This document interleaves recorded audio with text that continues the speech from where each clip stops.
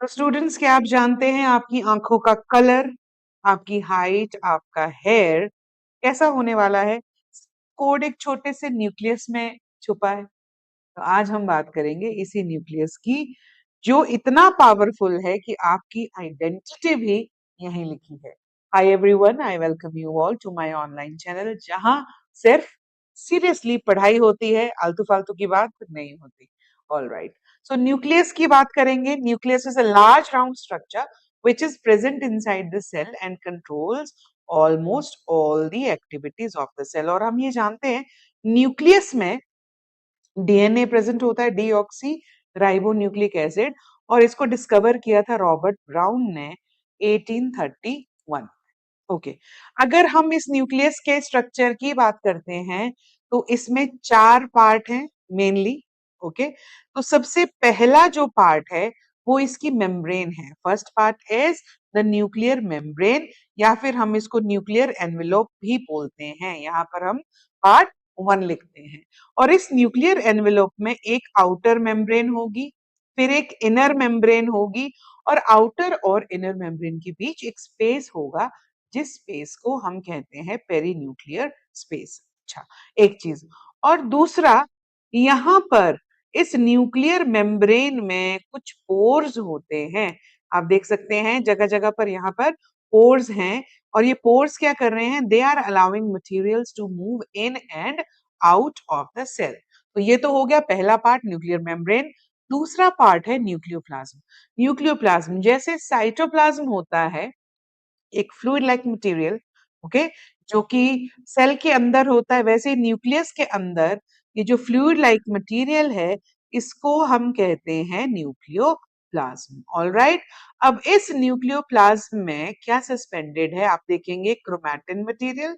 ये जो thread like structure है, ये वाला थ्रेड लाइक स्ट्रक्चर, ये क्या है? आपका क्रोमैटिन मटेरियल। ओके, एंड इस क्रोमैटिन में क्या होता है? इसी क्रोमैटिन में डीएनए और प्रोटीन्स दोनों हैं। ठीक है जी। अब क्या है कि हम आगे अभी पढ़ेंगे कि जब सेल डिवीजन होगा, अदरवाइज आपका डीएनए क्रोमैटिन में ही है, आपका डीएनए सस्पेंडेड है थ्रेड लाइक स्ट्रक्चर में। लेकिन जब सेल डिवाइड करेगा, ड्यूरिंग सेल डिवीजन, ये जो क्रोमैटिन है ये क्रोमोसोम बना देगा, कंडेंस हो जाएगा और क्या बना देगा? क्रोमोसोम बना देगा। ठीक है जी। तो ये आपका एक तीसरा पार्ट क्या था? Chromatin material. ठीक है। Now fourth part is your nucleolus. This nucleolus, it is a spherical body. ये वाली जो स्फेरिकल बॉडी है, it is the spherical body inside. ये वाला पार्ट आपका क्या है? न्यूक्लियोलस है। ठीक है। अब ये न्यूक्लियोलस क्या कर रहा है? देखो, इंपॉर्टेंट है। न्यूक्लियस आपका न्यूक्लियोलस आपका राइबोसोम बनाता है ना? ये क्या बना रहा है? आपका राइबोसोम बना रहा है। अब एनसीईआरटी के हिसाब से कुछ इंपॉर्टेंट पॉइंट्स आपको ध्यान में रखने हैं कि एनसीईआरटी अलग से पूछती है, आपको अलग से क्वेश्चन आता है कि क्रोमोसोम और क्रोमैटिन मटेरियल में क्या डिफरेंस है। क्रोमोसोम यूजुअली तब बनते हैं जब सेल डिवीजन हो रहा होता है। तो क्रोमोसोम में आप ये देख सकते हैं, ये एक रॉड शेप स्ट्रक्चर है। ठीक है। आप ये भी कह सकते हैं जैसे डंबल होते हैं ना एक्सरसाइज करने वाले, तो वो एक्सरसाइज करने वाले डंबल हैं जिसमें 2 क्रोमैटिड्स हैं, और ये दोनों क्रोमैटिड सेंट्रोमियर, एक जो राउंडेड स्ट्रक्चर है, इससे आपस में जुड़े हुए हैं। आप ये समझ लो कि जो डंबल में पकड़ने वाला पोर्शन होता है वो क्या है? सेंट्रोमियर। जबकि क्रोमैटिन मटेरियल डीएनए और प्रोटीन का एक थ्रेड लाइक स्ट्रक्चर है। क्रोमैटिन प्रेजेंट होता है नॉन डिवाइडिंग सेल में। यहाँ से इंपॉर्टेंट क्वेश्चन आपको टारगेट होता है डिफरेंस का भी इंपॉर्टेंट क्वेश्चन आपको पता होना चाहिए कि क्रोमोसोम और क्रोमैटिन में क्या डिफरेंस है। ठीक है। एंड क्रोमैटिन फाइबर क्या होते हैं? क्रोमोसोम का एक्सटेंडेड फॉर्म आपका क्रोमैटिन फाइबर है। और अब इसी क्रोमोसोम में, अगर हम इसी क्रोमोसोम की बात करते हैं, तो हम कह रहे हैं ना, ठीक है, प्रोटीन्स भी है और साथ में डीएनए भी प्रेजेंट है। अब हम ये समझेंगे कि डीएनए क्या है। नाउ डीएनए की फुल फॉर्म की अगर हम बात करते हैं, ये डीऑक्सीराइबोन्यूक्लिक एसिड है। आपको इसका स्ट्रक्चर नहीं है, लेकिन इसका स्ट्रक्चर कुछ इस तरीके से हेलिकल सा स्ट्रक्चर होता है डीएनए का। ठीक है।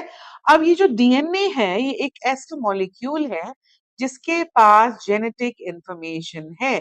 कौन सी जेनेटिक इंफॉर्मेशन? अगर आप देखेंगे आपकी आंखें पापा से मिलती होंगी, या आपकी आंखें आपकी मम्मी से मिलती होंगी, आपका हेयर का कलर, आपकी स्किन का कलर, है ना?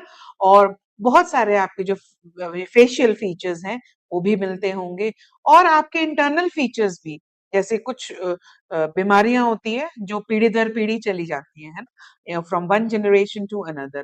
तो जितनी भी इंफॉर्मेशन हम पेरेंट्स से, है ना, जितनी भी इंफॉर्मेशन हम पेरेंट से इनहेरिट करेंगे, ठीक है, इनहेरिटेड फ्रॉम द पेरेंट्स, वो किसके फॉर्म में इनहेरिट कर रहे हैं? डीएनए के फॉर्म में, ठीक है। अब जेनेटिक की जब हम बात करते हैं, हम कहते हैं ना ये जेनेटिक्स है, ठीक है। तो जीन्स क्या है? अब अगर मैंने आपको ये बताया कि डीएनए इस तरीके का स्ट्रक्चर है ना, अब यहाँ पर इस पे बेसिस कुछ लगे रहते हैं, है ना, डीएनए पे कुछ बेसिस लगे रहते हैं जो आप बाद में पढ़ेंगे, है ना, ये आपके प्यूरिन और पिरिमिडीन बेसिस हैं जो बाद में पढ़ेंगे, ठीक है। अब डीएनए, सारा का सारा डीएनए फंक्शनल नहीं होगा, सारा का सारा डीएनए फंक्शनल नहीं होगा, लेकिन जो डीएनए फंक्शनल होगा उसको हम कहेंगे ये हमारी जीन्स हैं। So what are the genes? Genes are the functional segment of DNA. Now what they are doing? They are controlling the inheritance of characters. कौन सा कैरेक्टर हम अपने पेरेंट्स से इनहेरिट करने वाले हैं, वो कौन कंट्रोल कर रहा है? Gene. Gene functional, non functional नहीं। डीएनए बहुत लंबा है, डीएनए बहुत बड़ा है, लेकिन जो फैक्टर्स हमारी जेनेटिक्स कंट्रोल करते हैं उनको हम कह रहे हैं जीन, ठीक है। और क्रोमोसोम हमने पहले ही कहा, they are made up of DNA and proteins. तो आपने ये ध्यान रखना है बेटा, अगर आपके कॉन्सेप्ट्स क्लियर होंगे तब भी किसी भी तरीके से क्वेश्चन आपसे एग्जामिनर पूछ ले, आपको दिक्कत नहीं आएगी, ठीक है। अच्छा, एक इंपॉर्टेंट पॉइंट जो आपको ध्यान रखना है वो क्या है कि जब सेल डिवाइड करता है, क्रोमैटिन मटेरियल कंडेंस हो जाता है और क्या बनाता है? क्रोमोसोम बनाता है। Okay, so now what are the function of nucleus? The nucleus plays a central role in cellular reproduction. Nucleus क्या करता है? इसका बहुत इंपॉर्टेंट रोल है रिप्रोडक्शन में। रिप्रोडक्शन मतलब जब एक सेल दूसरे सेल में डिवाइड करता है, दो सेल बन जाते हैं एक के, ठीक है। When one cell divides into two, it is known as cellular reproduction, और इसमें भी न्यूक्लियस इंपॉर्टेंट रोल प्ले करता है। Okay, now the nucleus controls the development of the cell. Development भी कौन कंट्रोल कर रहा है? न्यूक्लियस कंट्रोल कर रहा है। कौन से प्रोटीन बनेंगे, कौन से एंजाइम्स बनेंगे, कौन से हार्मोन्स बनेंगे, ये भी कौन कंट्रोल कर रहा है? न्यूक्लियस कंट्रोल कर रहा है। And it directs the chemical activities of the cell and regulates its functions. So that's all for today, ठीक है। हम नेक्स्ट क्लास में हम पढ़ेंगे difference between prokaryotic and eukaryotic cell, ठीक है। क्यों? क्योंकि इस न्यूक्लियस के ही बेसिस पर, मैंने आपको भी स्लाइड्स दिखाई, इसको हम अगले टॉपिक में कवर करेंगे। इस न्यूक्लियस के ही बेसिस पर ऑर्गेनिजम्स को हम दो क्लासेस में डिवाइड करते हैं। एक होते हैं प्रोकैरियोट्स, एक होते हैं यूकैरियोट्स। यूकैरियोट्स में वेल डिफाइंड न्यूक्लियस होगा, जबकि प्रोकैरियोट में न्यूक्लियस नहीं होता है ना जी। प्रोकैरियोट्स में न्यूक्लियस नहीं होता है। सो organisms whose cell have a nuclear membrane are called eukaryotes, well defined nucleus होगा, और प्रोकैरियोट्स में न्यूक्लियस नहीं होगा।